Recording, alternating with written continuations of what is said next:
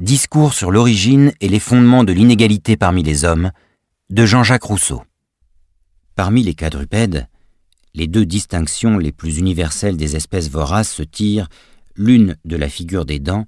et l'autre de la conformation des intestins. Les animaux qui ne vivent que de végétaux ont tous les dents plates, comme le cheval, le bœuf, le mouton, le lièvre, mais les voraces les ont pointues, comme le chat, le chien, le loup, le renard. Et quant aux intestins, les frugivores en ont quelques-uns, tels que le côlon, qui ne se trouvent pas dans les animaux voraces. Il semble donc que l'homme ayant les dents et les intestins comme les ont les animaux frugivores devrait naturellement être rangé dans cette classe, et non seulement les observations anatomiques confirment cette opinion, mais les monuments de l'Antiquité y sont encore très favorables. Dicéarque, dit saint Jérôme, rapporte dans ses livres des antiquités grecques que sous le règne de Saturne, où la terre était encore fertile par elle-même, nul homme ne mangeait de chair,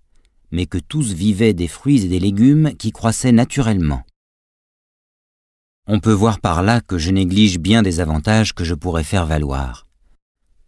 Car la proie étant presque l'unique sujet de combat entre les animaux carnassiers et les frugivores vivant entre eux dans une paix continuelle, si l'espèce humaine était de ce dernier genre, il est clair qu'elle aurait eu beaucoup plus de facilité à subsister dans l'état de nature, beaucoup moins de besoin et d'occasion d'en sortir. Ce raisonnement est confirmé par une observation sur le nombre relatif de mamelles et de petits qui distinguent les espèces carnassières des frugivores. Si cette observation est juste et générale,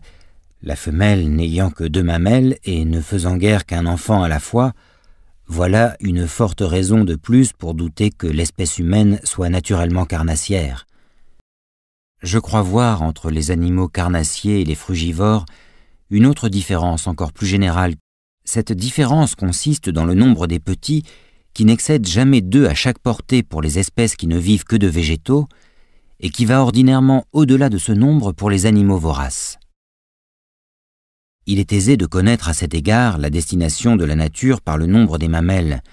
qui n'est que de 2 dans chaque femelle de la première espèce, comme la jument, la vache, la chèvre, la biche, la brebis, etc., et qui est toujours de 6 ou de 8 dans les autres femelles comme la chienne, la chatte, la louve, la tigresse, etc. La poule, l'oie, la cane, qui sont toutes des oiseaux voraces, ainsi que l'aigle, l'épervier, la chouette, pondent aussi et couvent un grand nombre d'œufs, ce qui n'arrive jamais à la colombe, à la tourterelle, ni aux oiseaux qui ne mangent absolument que du grain, lesquels ne pondent et ne couvent guère que 2 œufs à la fois. La raison qu'on peut donner de cette différence est que les animaux qui ne vivent que d'herbes et de plantes, demeurant presque tout le jour à la pâture et étant forcés d'employer beaucoup de temps à se nourrir, ne pourraient suffire à allaiter plusieurs petits, au lieu que les voraces, faisant leur repas presque en un instant,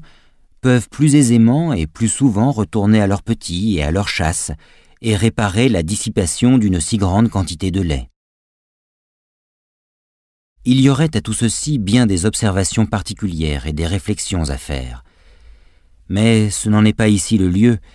et il me suffit d'avoir montré dans cette partie le système le plus général de la nature, système qui fournit une nouvelle raison de tirer l'homme de la classe des animaux carnassiers et de le ranger parmi les espèces frugivores.